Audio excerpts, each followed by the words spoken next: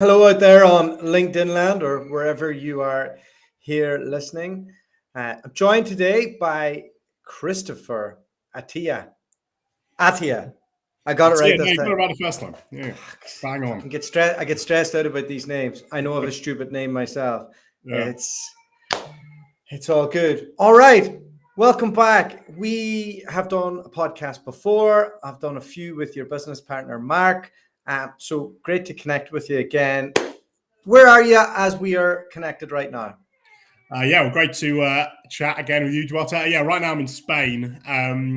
I've been, my dad actually lives out in Spain. So I came out here about a week and a half ago and we did a bit of a road trip, around Spain and we're now at his place in the south. So one of the good things about the fully remote working world these days is you can pretty much work from anywhere. So yeah, down his house in the south of Spain.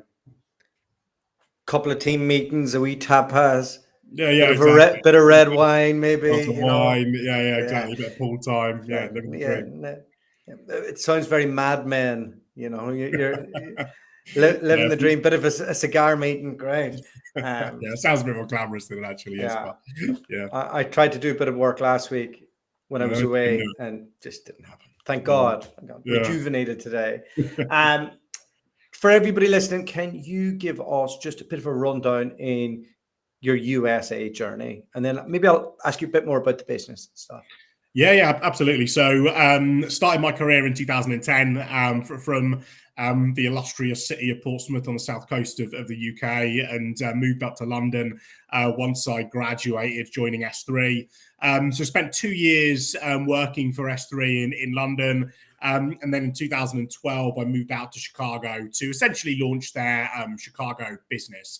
The time they were relatively small, they had about 4 or 5 people already in Chicago. I moved out there to open up Real Staffing, which was their life science brand. We did that for about 5 years and we grew it from nothing to, by the time I left, I think it was probably about 40, 50 people, headquartered in Chicago, but then also we had a kind of satellite office in Minneapolis. And then in 2017, I launched Engtal. So I was connected with Mark Zanoski, who you mentioned, and then him and I launched the business back end of 2017. Properly got started, I would say January 2018, and then over the last 4.5 years, we've essentially been growing that business. We launched a second brand called Biotal at the start of this year, which is focused more on the biotech and pharmaceutical industry. And as a business, I think we're about 50, 55 people right now. We have a 10-person grad class starting over the next 2 months.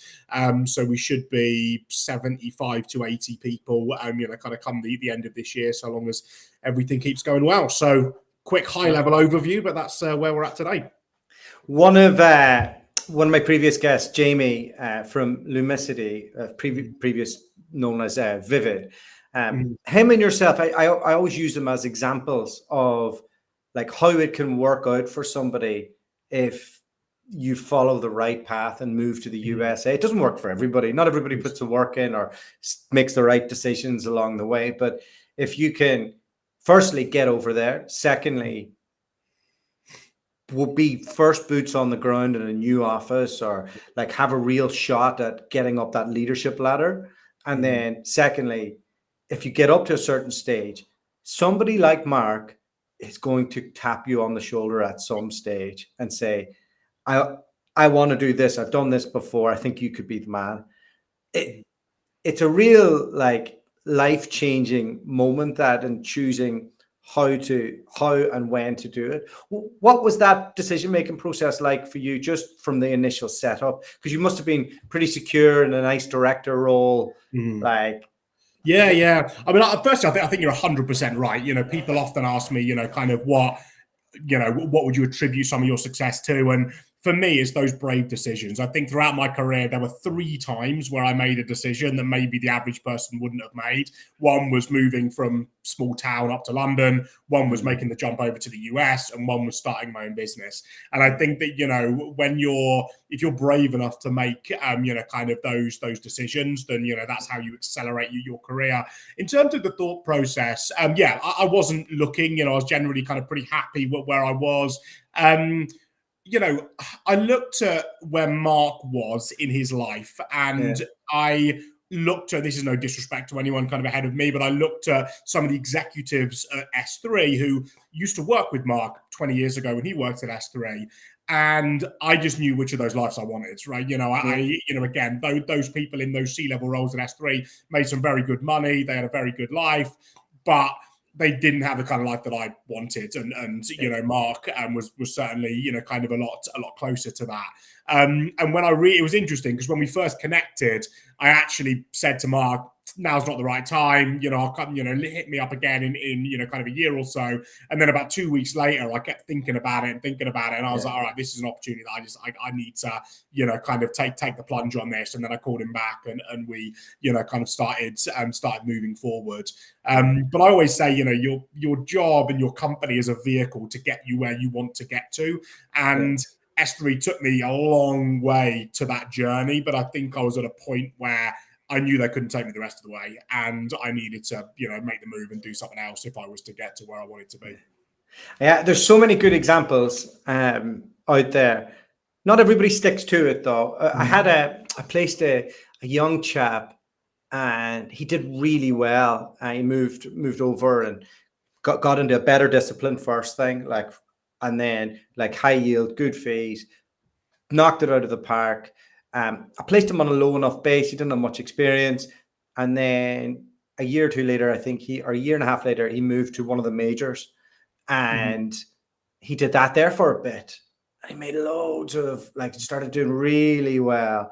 And then luckily, an opportunity presented itself. And now he has another shot at something. So it's it's being brave at the right moments. Now he has a chance to be you now. And I just if a lot of people who go over, a lot of people don't manage to make it through year one because nobody's going to offer you millions to sit down without a network, without any market knowledge, and being away from there's a big risk. What type of advice would you have to people who make that journey initially? Yeah, I mean, it's true. I've seen people be very successful, and I've seen people that haven't been. I think there's a couple of things that people need to bear in mind. Firstly, the opportunity in the US is way, way bigger, but it's not necessarily easier. And I think that's one of the things that there's a bit of a misconception, right? People think, wow, I can go over here and I'm going to make, kind of a lot of money a lot easier than I am in the UK. And it doesn't really work like that. Those two things, they don't equate to the same thing. Just because it's a bigger opportunity doesn't necessarily mean it's easier. So I think going in with the mindset of this is not going to be easy, I would imagine all of the people that I've brought over from the UK would probably say that the first 6 months was harder than they thought it was going to be, because it's a lot less transactional, it's a lot more relationship oriented. I actually think you've got to be a bit smarter to recruit effectively in the US. I do think in the UK market, you sit your ass in the seat, you pick up the phone 100 times, you send out 100 mail shots, you'll probably do some business. It doesn't really work like that in the US. So going in prepared for that, I think, is important. I think it's very important to learn from people that have done it before. There is a recipe for success in the US, and the people that I haven't or I've seen not be successful are kind of people that came over, implemented their UK mindset, and didn't really adapt to their environment. I certainly did that when I moved. The first 6 months, I really struggled, and I did all the things that made me good in the UK, and I wasn't successful. And I distinctly remember sitting down and being like, all right, I've got to change something here. There's the way we're doing business it's just different. And when I did adapt and I did change, that's when I started becoming, more successful. So I think my advice for people would be go in knowing it's going to be, possibly tougher than you think. Be humble. Even if you've been a top biller in the UK, doesn't necessarily mean that all of that will transfer in to the US. And then really try and work for a company that knows the recipe for success. I think now there are a ton of companies that are looking to open up in the US, promised land, and I think there are a lot of companies that are not doing it very well because they just don't know US recruitment. So if you do partner with a company, that has a presence here, in my opinion, you will probably be a bit more successful than someone that's a brand new and never done US recruitment before type of organization. I tend to not work with those companies. So I get asked all day, hey, can you find me somebody in the US? No, you go do that. Yeah. When you've got a base over there, you got a good leader, you got a structure, then I can help you. But the risk's too great for me to put it in. 100%. It's that formula is really interesting. When you say relationship, do you mean on the candidate side or the client side, or? Well, you mean the relationship building aspect? Yeah. Probably more on the client side. Obviously the nature of a candidate relationship, unless you're doing contract, is that it tends to be a bit more transactional. But on the client side, I mean, personally, I find it a lot more enjoyable. One of the things I really disliked about UK recruitment was that, I kind of felt like a double glazing salesman, a necessary evil. People didn't want to hear from me. They didn't want to see me. But if I sent them a good candidate, maybe they'd hire them. In the US, it's very different to that. You're not, you are seen as a real value add profession. Like, we have customers that, thank us after we do. We have customers that send us Christmas cards and thank us for all the hard work we put into, their building their businesses. And that is, for me, one of the more desirable aspects of doing the job here is that you really get the sense that you're a bit more of a professional. But they do, require more of you. Like, you may not, again, they like to build a relationship with you. They like weekly Zoom calls with you. They like to, really trust the people that they're working with, even if you maybe, don't have the best candidate initially. I think they'll be more likely to work with you if they have a good relationship with you and they see your face and they know that, kind of you're, a good person who's going to work hard. So it's that kind of, longer term play where, you might not do you might meet with a client 5 times before you do your first placement. But if you have a long-term mindset and you target the right people, that will come off, as opposed to, saying, you know what, forget them. They're still, I've tried my hardest and they're not working with me. So I'm going to go and try and find someone else. So you guys have a great company, great leadership team, really slick process, haven't worked with you, but you're bloody hard to place with.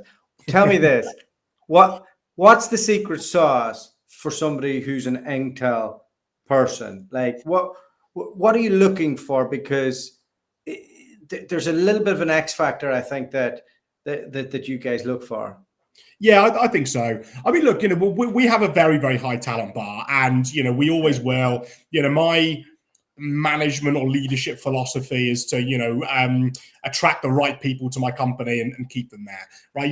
That is all I do. It's not all I do, but every thing that I do, that is the kind of guiding principle of how and why kind of I do my job. So attracting the right talent is an absolutely crucial part of our strategy.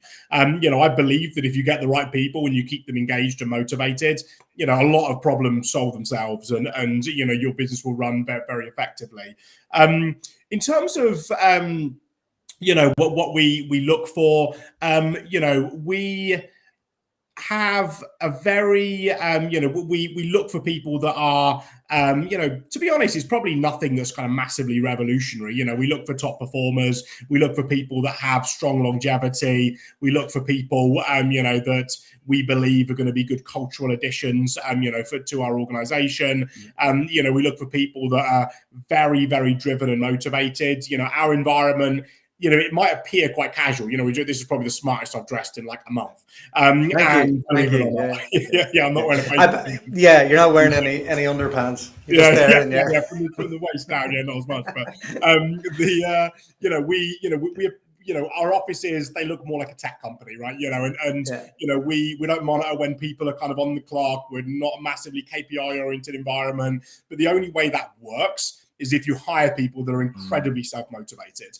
And the people that work for us, they don't work hard because I tell them to work hard. They work hard because they have their own, drive and motivation, their own things they want to achieve in life. And a lot of my job is often taking that pressure off them and saying, you know what, you're cool. Like, don't worry about, the fact that, this is happening right now, or you're not as far forward as you would like, because you will get there. So profile-wise, similar to kind of probably everyone, but I think that real level of drive and self-motivation that Mark and I have, I think, in Spadefuls, and it's really rife throughout the business. If you talk to people from our fresh graduates to our directors, they are all very, very driven, motivated people. But I think also we offer a lot, right? We have incredibly high staff retention. I think we've had one leaver in 8 months or something like that. We have, a health and wellness program, very competitive comp. We really, really look after our employees. But the flip side of that is that, we have a very high bar of the people that we try and bring in. You could probably equate it, not to compare my company to Google, but some of the big tech companies are also like that, right? They have you just did. Oh, no, I did. Yeah. But, well done. We'll let you away with it. So tell me some success stories. I want to hear about people who come in with very little experience who are making, for a young person, life-changing money. Yeah, we have, just one example right off the bat. We have one girl who works for us. She joined us in, I want to say, October of last year. So, she's been with us for well less than a year. She's going to do 180K this month and make almost 45 grand in commission. She's 24, 25, I would say. I would have died if I had made that. Yeah, exactly. Yeah. Anna would have been fired. I'd be like, I feel she's more sensible than me. If not, I would have paid it out like the lottery pays it out, in certain installments to make sure that she looks after herself. But she's a lot more sensible than I am. But that's one. I think another great success story is a girl called Kate who works for us. She joined us 18 months ago. As a consultant, consultant level. She's now an associate business manager. She manages 9 people. She's got 2 more graduates starting. She builds 850K or something, I think, last year, and made, 25% of that in commission. And, when she joined us, she was very managerially motivated. Her current company had a little bit of a glass ceiling. She wasn't really going anywhere. She wanted to build a team. And 18 months on, she's soon to have 10, 11 people. And I think the sky's the limit for her. I think, she could have 30 people in the next 18 months. Yeah. So there's a lot. That's what inspires me. We've had a number of, people that, have not, again, that they're young, they're hungry, they work hard, and what they've been able to achieve financially and from a career perspective is just, it's incredible to see. And, that's what kind of gets me out of bed every morning. Where's the offices now? What's what type of desks are you guys recruiting for? So physically we have offices in Chicago, Dallas, and then we have our office in Stafford in the UK, which is kind of like a feeder club, I guess, to the US business. And then we have our marketing team in Newcastle in the UK. So we have a 6-person marketing team, they're based out in Newcastle. Why don't you put your feeder office in Newcastle? Surely there's a major recruitment company there. Yeah, the feeder office honestly kind of came by accident. Well, you're responsible for it initially. So we obviously hired, we hired someone, in that area. But due to COVID, obviously, planning on bringing him out to the States, but, that got delayed due to COVID. The company he used to work for, there were a few other people that were kind of interested in making a move. So we ended up hiring a handful of people from that company, also looking to come over to the US. So 2 of them, we actually brought them over 2 weeks ago, which is exciting. And so that kind of happened by accident. I like Stafford. It's a nice little town, although not part of our strategic goals to have an office there. But Newcastle is somewhere that's probably going to be more of a permanent UK base for us. So eventually that probably will be our feeder club as well. So what does it look like if somebody wants to join you from the UK and get over there? From the moment they speak to you, what happens? Yeah, we obviously, we put them through a relatively extensive interview process. Mark, being based in the UK, can normally meet them in person. He doesn't like going up north. I think he stops at about Watford, but if they're below that, he's fine to meet with them. Yeah. But yeah, so we would do that, get them through the interview process. After that, there was obviously the visa process. Normally takes 3 to 4 months, depending on, kind of your experience. Because we have bases in the UK, we are able to accommodate people that have a bit less experience. So, for example, if we hired someone, maybe they were a year experience or they had 18 months experience and wanted to move to the US, we could feasibly employ them in the UK, get them up to speed, get them working a US market and ramp them up. And then when they have enough experience to qualify for a visa, then bring them over to the States. Is that just in Stafford or is that anywhere? No, we would probably do anywhere, honestly. We'd have them work remote. If it was, if they wanted to stay in the UK long term, probably not. But if their goal was to move out to the States in 6 to 12 months, we would have them work remote with some travel up to Stafford. Whenever I come over 2 or 3 times a year. Mark goes up there a couple of times a year. But we would have them based remote, working US hours in the US market, and then once they would be able to qualify for a visa, we would then physically bring them over. I can't give anybody advice on what it is to qualify for a visa because everybody gives different answers. Lawyers, recruitment firms, Reg Directs. So I think people go with their own risk level. Where does yours sit? Yeah, I mean, you're 100% right. My wife's a lawyer. I know how the law works, and there really isn't an exact recipe. Most almost lawyers makes you a lawyer, right? So yeah, exactly, pretty much. Yeah. It's the amount of earfuls she gives me all the time, I probably am. I think the general consensus is 2 years, recruitment experience, plus leadership experience is the criteria. The key thing with the E2 visa, which is what most companies use, is that you have to, you're essentially saying that they're a leader, that you're bringing them over, or a manager, and we are not able to find this level of talent in the US. Therefore, we're going to need to bring this individual over and help us grow. And because of that, we're going to hire a bunch of Americans and things like that. Our risk threshold is probably in line with that. We tend to get people to, that 2-year mark before we put them through the visa process. We know, if the visa is declined, it can be very challenging because they can't go out to the US at all. And, if you have a visa declined, even on a tourist visa. It's tough, isn't it? Yeah. And where do you stand on a degree? Does it matter? Does it help? In our experience, we've actually only brought people over with degrees, so we haven't needed to address that. I don't know is the honest answer. My gut feel is that if someone had 2 years of experience and no degree, that may be a challenge. If they had 5 years in experience with no degree, that would be easier. Sometimes it's down to their age profile too, right, Chris? Because if somebody had 2 years experience and they'd left, and that was from 17 to 19, and they're in front of somebody at the embassy, compared to somebody who's gone to uni, done a postgrad, a bit older, and has 2 years experience and maybe just appears a bit more ready for a leadership position. It's some of it's down to the judgment of the person in front of you, right?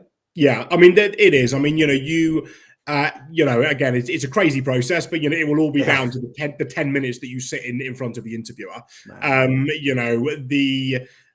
The application process, you can get declined and not given an interview, but that's very unlikely. But everything is basically based on the decision of the person. And if you are able to convince them that you have the leadership experience and that your move to the US will create more US jobs. I mean, the 2 people that we brought over recently, that they both manage teams, and it's 100% true that as soon as they get there, we're hiring more Americans for their teams. So it's creating jobs. Brilliant. But if you can't convince the embassy individual of that, then you're going to be in trouble. Just to give people an idea, so quickly in your introduction, you mentioned you're nearly at 50, and you're going to get to 80 by the end of the year, which, going on your growth of the past year, is in line with that. So great stuff. What type of seats are available for UK people who are interested in speaking to you? What level, what type of desks, and do they have to be in your specific niche? Can you kind of give us a bit of an insight? Yeah. I mean, honestly, we're, in terms of the requirements, we really don't care about markets. We're all about the talent. We're all about the people. If someone's good enough, they could recruit for astronauts and we'd hire them. Like, there's really is no requirement from an industry perspective. We need people that, again, are very, very driven, ambitious, that are top performers. We will take people anywhere from, honestly, probably 18 months experience, knowing that, they would not be able to come to the US with 18 months experience. They would have to work in the UK for 6 months, until we could apply for their visa, right up to, manager, director, 10, sky's the limit, in that regard. My philosophy with is just getting the right people on the bus. So, regardless of the markets that they work in, we will be fine. In terms of what we do, we are, in my opinion, right on the cutting edge of innovation. Engtal does tech, so our markets tend to be, we have a data team which does data science, data engineering, machine learning, artificial intelligence, that kind of thing. We have a development team, so front end, back end, full stack development. We have more of a physical engineering team, electrical engineering, mechanical, kind of embedded, software, that kind of thing. And then we have a cloud and infrastructure team, cybersecurity, cloud, that sort of thing. And then also we have Biotal, and they do predominantly medical affairs, and within obviously the life science world. So you're like, ideally, you want people who've technical recruitment experience? Ideally, anything coming out of, tech, life sciences, engineering, is preferred. But we wouldn't, I'm all about the person, right? If someone has done 3 years of accountancy recruitment, it's completely irrelevant to us. But if they have the right profile, have the right personality, they're driven to, kind of move out to, to the US, absolutely, we would take someone like that. As everyone in recruitment knows, you can pick up a market very quickly if you're good enough at the job. And what's the story? Any new offices going to be launched? Because the main one's in Chicago, right? Yep. So we're headquartered in Chicago. We have an office in Dallas. We have an office in Boston. We're opening in Miami at the end of this year. I was got sick of the Chicago winters, so going down there for a little bit in the winter time will be nice. Yeah. General thought process there is that we 99% of the roles that we work on are remote. So we really don't need to necessarily be within close proximity to our clients. We Zoom with them every day. I think long gone is the time where you need to jump in a car and go and meet your clients. So I actually don't think there's a huge advantage to being within close proximity of your clientele. Sure. And the reason for Miami is that, I think certainly a lot of British people and, a lot of other people want to live there. There's no big time. No state. Yeah, it's, great weather, no state income tax. So, our kind of strategy for growth is to build hubs where people want to live. So Miami is going to be, the next one for us. And they probably won't recruit for people in Miami, but, they can live there and recruit into our other geographies. Yeah. Don't go there if you're married. Oh my God. What a spot. You stay up in the cold north. Like, yeah, exactly. It is dangerous. Well, look, I think we've covered quite a bit today, Chris. Thanks for your time. Obviously, an example of somebody who went over from the UK, made some good decisions, stuck at it at the right time, jumped at the right time, now is on a rocket ship that's going somewhere and doing it your own way. So, thank you so much, Chris. No worries. Always an absolute pleasure, Dualta. I appreciate it. And for anyone that's listening. All right. Take care, pal. All right. Cheers, buddy. See ya.